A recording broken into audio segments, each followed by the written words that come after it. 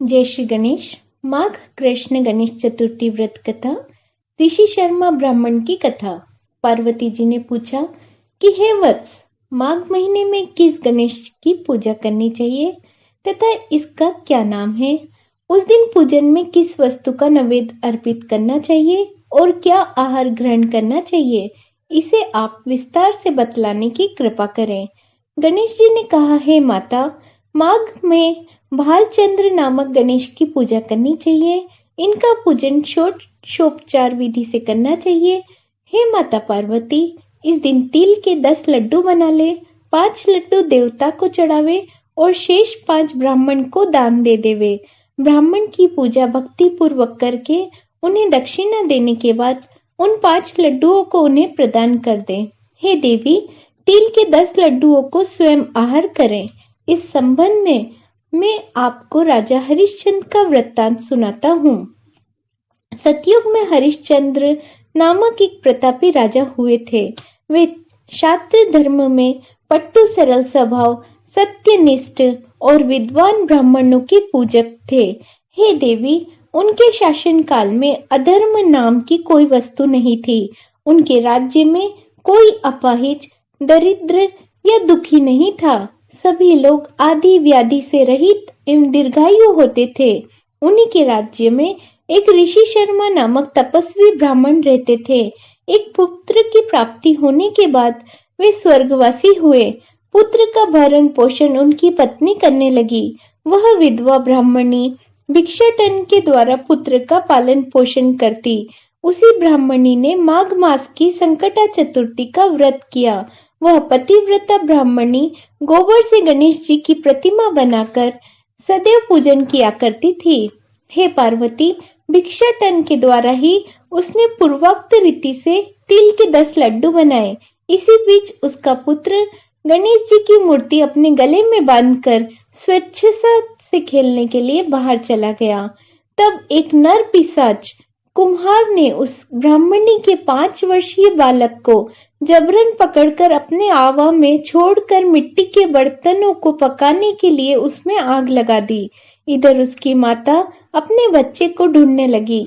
उसे न पाकर वह बड़ी व्याकुल हुई। वह ब्राह्मणी विलाप करती हुई गणेश जी की प्रार्थना करने लगी कि हे गणेश जी, विशाल शरीर वाले, हे सूर्य नारायण की लाली के सदृश्य कांतिशाली, हे सुंदर जटा समूह को धारण करने वाले, आप इस दुखिनी की रक्षा कीजिए। हे गजानन, हे 4 भुजाधारी, हे मस्तक पे चंद्रमा को धारण करने वाले, हे विनायक, हे अनाथों के नाथ, हे वरदायक, मैं पुत्र के वियोग में व्यथित हूँ, कृपा मेरी रक्षा कीजिए। वह ब्राह्मणी इस प्रकार आधी रात तक विलाप करती रही। प्रातः काल होने पर कुम्हार अपने पके हुए बर्तनों को देखने के लिए आया। जब उसने आवा खोल के देखा तो उसमें जांग भरकर पानी जमा हुआ पाया। इससे भी अधिक आश्चर्य उसे जब हुआ उसमें बैठे खेलते हुए बालक को देखकर। ऐसी अद्भुत घटना को देखकर वह भयवश कांपने लगा और इस बात की सूचना उसने राज दरबार में दे दी। उसने राज्य सभा में अपने कुकृत्य का वर्णन किया। कुम्हार ने कहा कि हे महाबाहु, हे प्रज्वलित अग्नि के समान तेजवान, हे महाराज हरिश्चंद्र, मैं अपने दुष्कर्म के लिए वध के योग्य हूँ। उसने आगे कहा, हे महाराज, कन्या के विवाह के लिए मैंने कई बार मिट्टी के बर्तन पकाने के लिए आवा लगाया, परंतु मेरे बर्तन कभी भी नहीं पके और सदैव कच्चे ही रह जाते। जब मैंने भयभीत होकर एक तांत्रिक से इसका कारण पूछा तो उसने कहा कि चुपचाप किसी लड़के की बलि तुम चढ़ा दो, तुम्हारा आवा पक जाएगा। मैंने सोचा कि मैं किसके बालक की बलि दूं?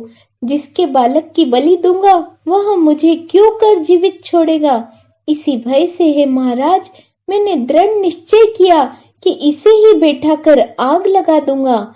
मैंने अपनी पत्नी से परामर्श किया कि ऋषि शर्मा ब्राह्मण मृत हो गए हैं। उनकी विधवा पत्नी भीख मांगकर अपना गुजारा करती है। अरे, वह लड़के को लेकर क्या करेगी? मैं यदि उसके पुत्र को बलि दे दूं तो मेरे बर्तन पक जाएंगे। मैं इस जघन्य कर्म को करके रात में निश्चित होकर सो गया। प्रातः जब मैंने आवा खोल कर देखा तो क्या देखता हूँ, उस लड़के को मैं जिस स्थिति में बैठा गया था वह उसी तरह निर्भय भाव से बैठा है और उसमें जांघ भर पानी भरा हुआ है। इस भयावह दृश्य से मैं कांप उठा। इसकी सूचना देने आपके पास आया हूँ। कुम्हार की बात सुनकर राजा बहुत ही विस्मित हुए और उस लड़के को देखने के लिए आए। बालक को प्रसन्नता पूर्वक खेलते देखकर मंत्री से राजा ने कहा कि यह क्या बात है, यह किसका लड़का है, इस बात का पता लगाओ। इस आवे में जांघ भर जल कहाँ से आया, इसमें कमल के फूल कहाँ से खिल गए। इस दरिद्र कुम्हार के आवे में वैदुर्य मणि के समान हरी हरी धूप कहाँ से उग आई। बालक को न तो आग की जलन हुई न इसे भूख प्यास हुई। यह आवे में भी वैसे ही खेल रहा है मानो अपने घर में खेल रहा हो। राजा इस तरह की बात कह ही रहे थे कि वह ब्राह्मणी वहां बिलखलती हुई आ पहुंची और वह कुम्हार को कोसने लगी। जिस प्रकार गाय अपने बछड़े को देखकर रंभाती है, ठीक वही अवस्था उस बुढ़िया की थी। वह बुढ़िया बालक को गोद में लेकर प्यार करने लगी और कांपती हुई राजा के सामने बैठ गई। राजा हरिश्चंद्र ने पूछा कि हे ब्राह्मणी, इस बालक के न जलने का क्या कारण है? क्या तू कोई जादू जानती है अथवा तूने कोई धर्माचरण किया है जिसके कारण बच्चे को आज तक न आई? राजा की बात सुनकर ब्राह्मणी ने कहा कि हे महाराज, मैं कोई जादू नहीं जानती और न तो कोई धर्माचरण, तपस्या, योग, दान आदि की प्रक्रिया ही जानती हूँ। हे राजन, मैं तो संकट नाशक गणेश चतुर्थी का व्रत करती हूँ और उसी व्रत के प्रभाव से मेरा पुत्र जीता जागता बच गया। ब्राह्मणी की बात सुनकर राजा ने कहा कि मेरे राज्य की संपूर्ण जनता इस संकट नाशक गणेश चतुर्थी का व्रत करे, इसमें मेरी पूर्ण सम्मति है। राजा ने उसकी परिक्रमा करते हुए कहा कि हे पतिव्रते, तू धन्य है। राजा ने संपूर्ण नगरवासियों को गणेश जी का व्रत करने का आदेश दिया। इस आश्चर्यजनक घटना के कारण सभी लोग उस दिन से प्रत्येक मास की गणेश चतुर्थी का व्रत करने लगे। इस व्रत के प्रभाव से ब्राह्मणी ने अपने पुत्र के जीवन को पुनः पाया था।